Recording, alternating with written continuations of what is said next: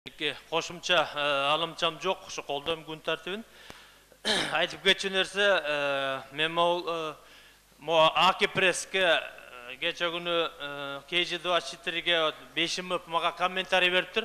Oşogo aytып койгонго мага туура келип атат да. Анткенси бул жерде geçe мен сүйлөгөн сөздү саясатташтырып, темасын буруп, мага тийишип, кычыктап, издеп сүйлөптүр да. Ошон үчүн мен жооп катары айтып коеюн ошо Бешимов мырзага. Бешимов мырза мен сүйлөгөн сөзгө комментарий бергенде акысы жок. Ал өзүнүн ишин кыла берсин. Бияка мага тийишпей, мен сүйлөгөн сөзүмгө комментарий бербей.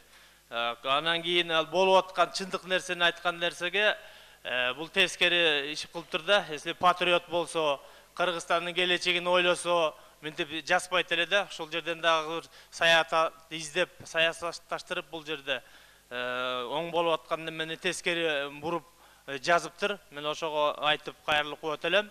Анан кийин мындай да ошол 15 жыл бою ошол Кыргызстанды деле жалаң ушундай кишилердин атынан ушинтип талап тоноп жок кылып Кыргызды кырганга чейин, жок кылганга чейин барды да. Мына бүгүн дагы ушинтип улантып атат ушуга чейин кылган ишин.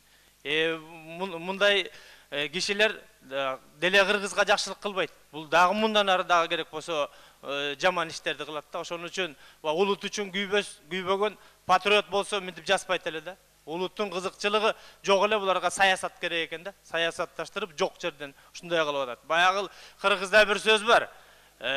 Баягы лөлүлөрдөн батыр чыкса өз алачыгын чабат дейт. Ошо өз алачыгыңарды чабып, ушу Кыргызга жамандык кылбагыла. Анан кийин ушул жерден дагы баягы көрүп билип туруп анан кийин тескери кылып атканыңызды мен түшүнбөй жатам. Баягы сокур саясатчылыктын да кереги жок. Бул баягы сокурду сокур жетелесе анга түшөт дейт. Ошон үчүн сиз дагы мындай абайлап сүйлөп жүрүңүз, комментарийиңиз токтот.